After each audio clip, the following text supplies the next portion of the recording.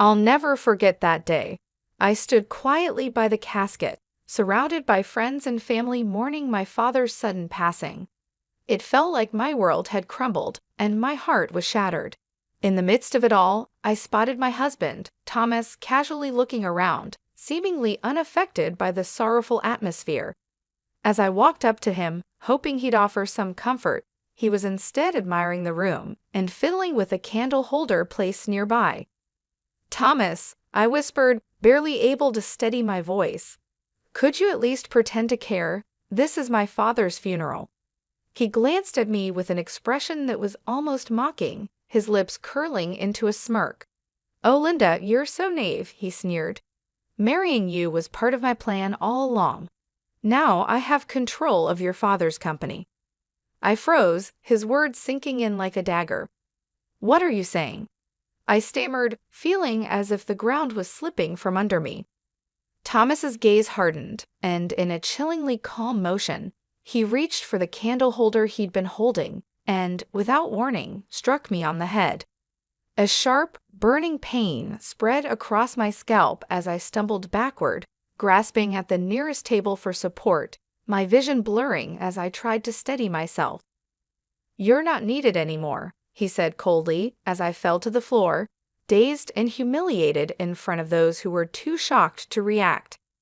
In that moment, I realized I had been deceived in the most ruthless way possible. My heart was shattered, but beneath the pain and betrayal, a resolve began to form. I vowed then and there to reclaim my life and my legacy.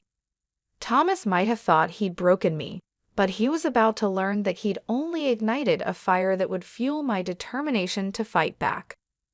My name is Linda, and this is my story, a journey filled with betrayal, resilience, and the courage it took to reclaim what was rightfully mine. I was born and raised in a bustling city I'll call Ridgeville, known for its towering skyscrapers and relentless energy. Growing up, I knew I was destined to follow in my father's footsteps. He had founded Titan Motors, a company specializing in luxury car parts, and his work ethic was unparalleled. From a young age, I spent hours in the company's factory, watching the employees work with precision, learning the ins and outs of the business. My father had always hoped I would take over one day, though neither of us expected it to happen so soon. At just 31, my life took a drastic turn when he passed away unexpectedly, leaving me to shoulder the responsibility of a $120 million company. The transition was overwhelming. I was still reeling from grief, barely able to process the magnitude of my new role. But my father's close friend, Peter, stepped in to guide me.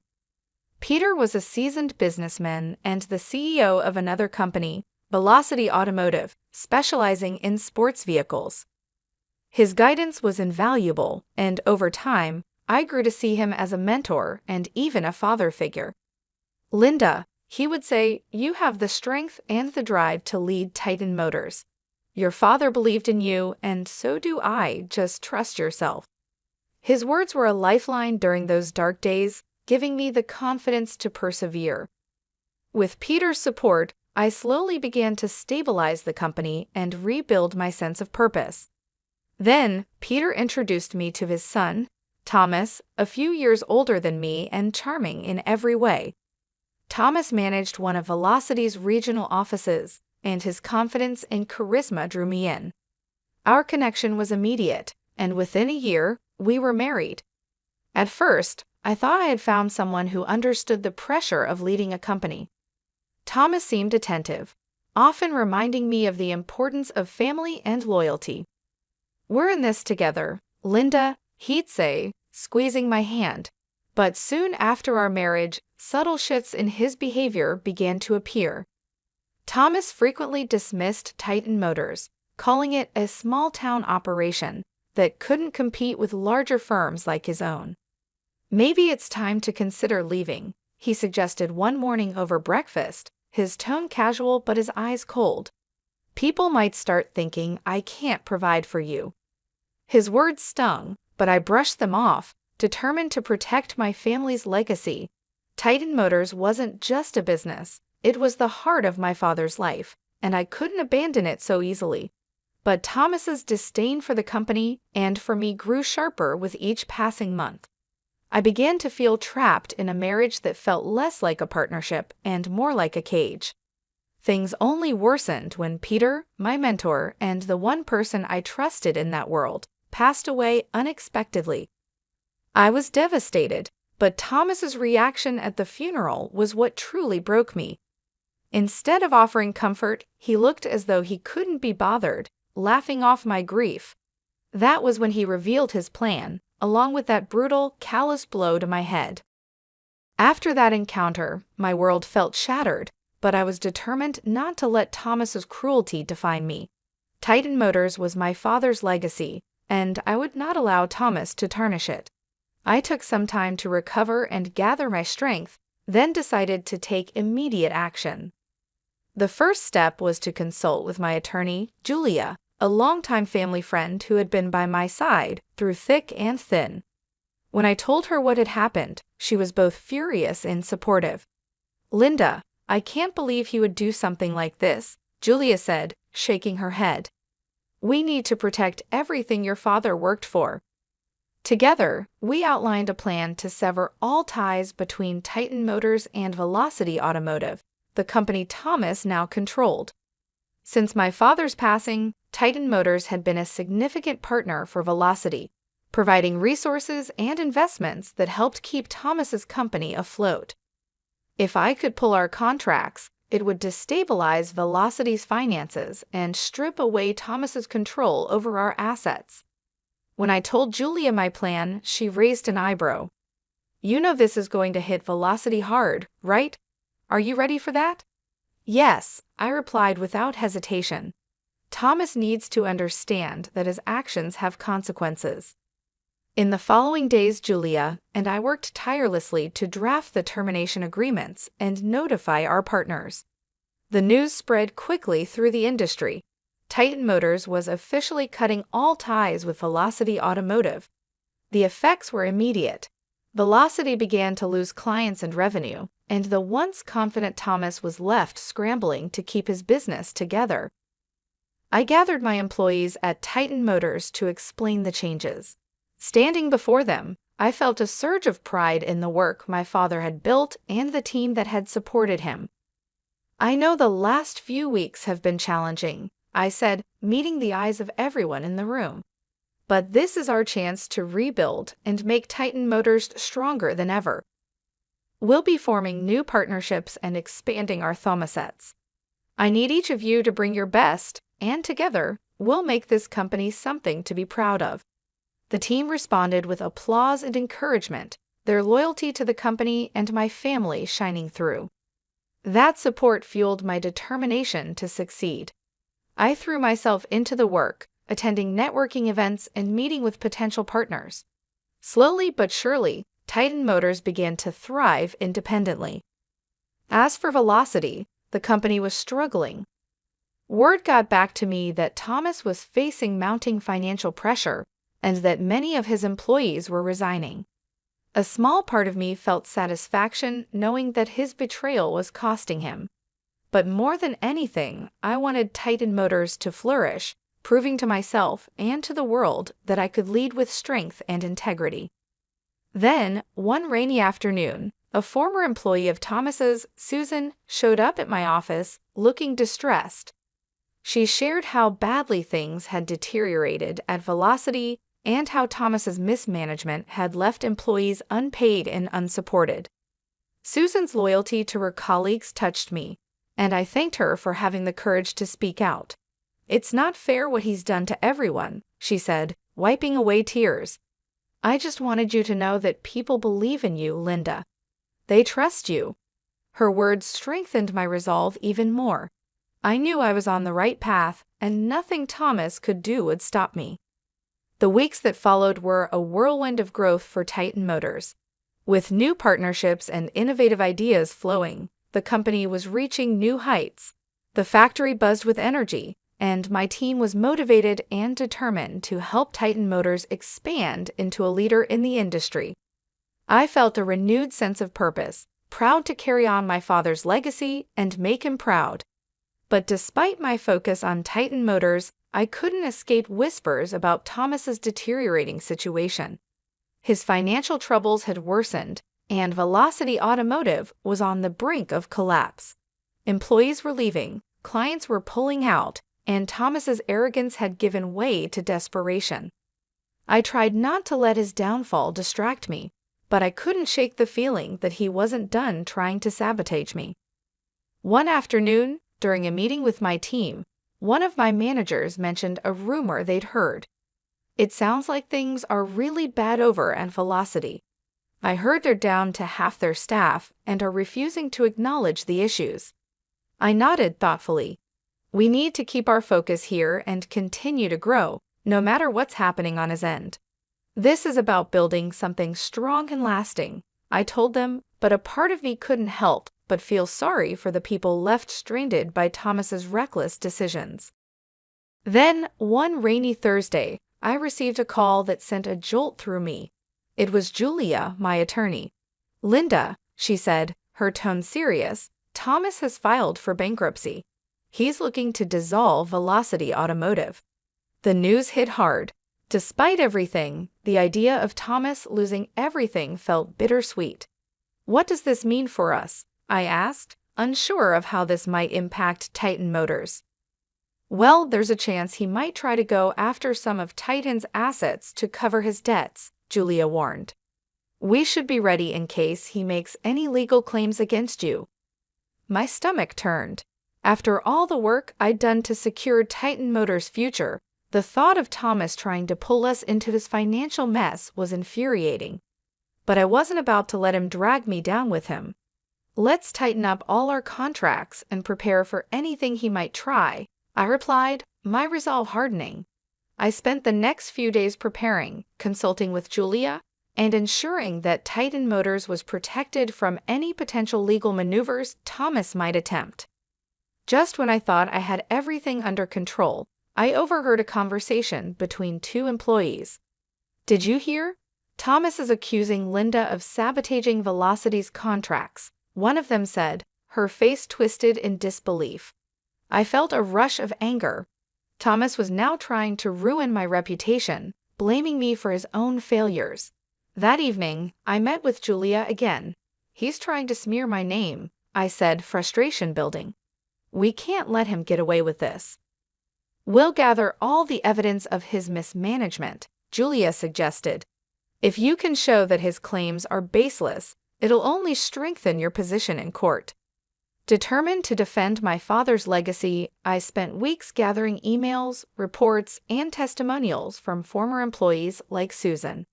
I knew the truth was on my side, but preparing for the legal battle left me feeling drained. Still, I couldn't believe that the man I once trusted had become my worst adversary. Then, one day, I received an unexpected call. It was Thomas.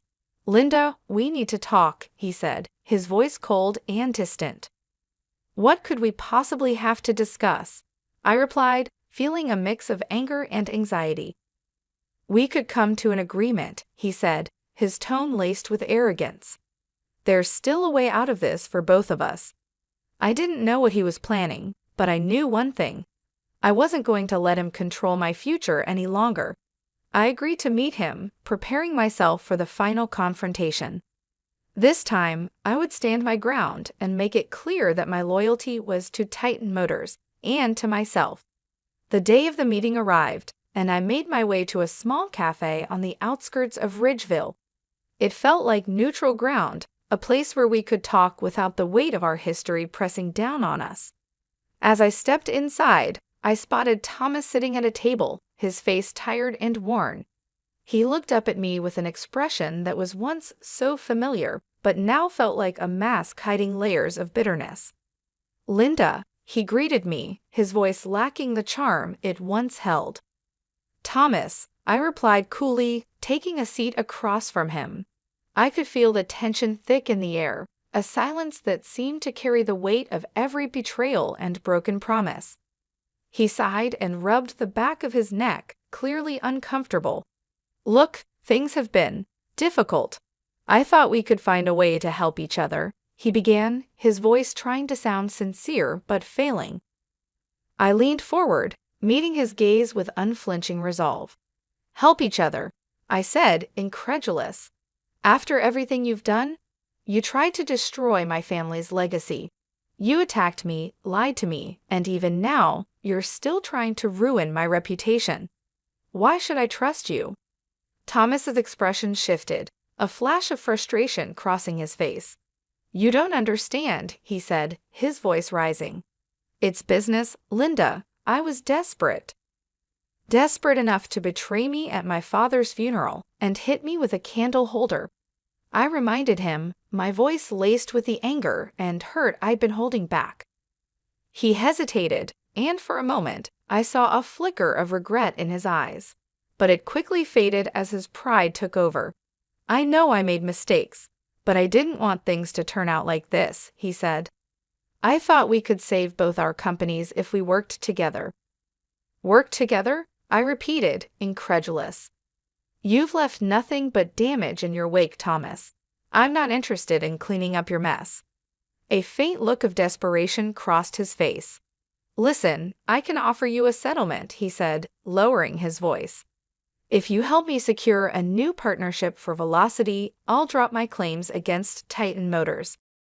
I leaned back, crossing my arms as I considered his proposal. This wasn't just about me. It was about the people who had suffered under his poor leadership. Could I really trust him to follow through on any promises? "Thomas, you've hurt too many people. The employees you neglected, the clients you lost, and even Peter's legacy. You destroyed it all," I replied firmly. "I won't be a part of saving a company that has shown such disregard for everyone involved." His shoulders slumped, and for the first time, I saw a glimpse of the man I'd once known, the man I thought I could trust. "I've lost everything, Linda," he said, a trace of vulnerability in his voice. "I didn't realize how much I needed you until it was too late." My heart softened for a moment, memories of the good times we once shared flashing through my mind. But the pain he caused, the betrayal, was too deep to ignore. "You brought this on yourself, Thomas," I said quietly. "I won't let your failures drag Titan Motors down with you." I stood up, signaling that our conversation was over. "This is goodbye, Thomas. It's time you took responsibility for your actions, and I'm moving forward with my life and my company." Following our meeting, I instructed Julia to proceed with the lawsuit we had discussed. With the evidence we gathered of Thomas's misconduct and his physical assault, Julia assured me that we had a strong case.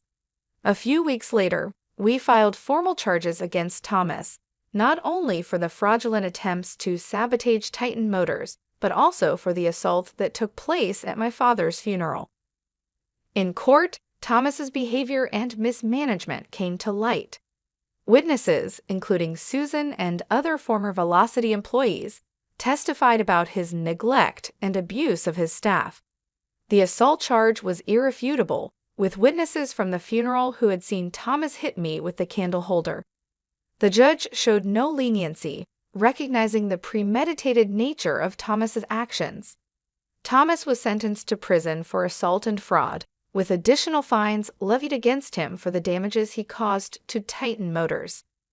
Knowing he was finally facing justice brought a sense of closure and relief. I had not only protected my father's legacy, but also held Thomas accountable for his actions. With Thomas behind bars and Titan Motors now free from his influence, I felt an immense weight lift from my shoulders. The company continued to flourish, and my team's dedication only grew stronger as we built new partnerships and expanded our operations. Titan Motors was thriving, no longer held back by the toxicity that Thomas had brought into my life. One afternoon, as I was reviewing a new product proposal in my office, I received a letter from one of Thomas's former employees, Susan, who had testified against him in court. She wrote, "Thank you, Linda, for standing up for us and for showing what true leadership looks like. We're proud to be part of Titan Motors." Her words reminded me of the resilience and strength that my father had instilled in me. Despite the trials I had faced, I had emerged stronger and more determined than ever to honor his legacy. Titan Motors was no longer just a company. It was a testament to hard work, integrity, and the values my father had taught me. As for Thomas, I heard that he struggled to adapt to life in prison, cut off from the power and influence he had once wielded. The story of his downfall became well known in the business community, a cautionary tale about greed and betrayal. While a part of me felt a tinge of pity, I knew that his fate was a consequence of his own choices. Months later, Titan Motors launched a new line of luxury car parts in collaboration with some of the top automotive brands in the industry. The response was overwhelmingly positive, and Titan Motors gained recognition as a leading innovator in the field. It was everything my father had dreamed of, and I knew he would have been proud to see how far we had come. Standing in my office one evening, looking out over the city of Ridgeville, I felt a sense of peace that I hadn't known in years. I had reclaimed my life, my dignity, and my father's legacy. No matter what challenges lay ahead, I knew I could face them with strength and resilience. This was just the beginning of a bright future, a future built on the values of loyalty, integrity, and the unwavering resolve to rise above every obstacle. I was ready to embrace whatever lay ahead. If you enjoyed Sarah's journey of resilience, betrayal, and redemption, don't forget to like, leave a comment with your thoughts, and subscribe for more powerful stories. Join us as we continue to share tales that inspire and remind us that some legacies are worth fighting for.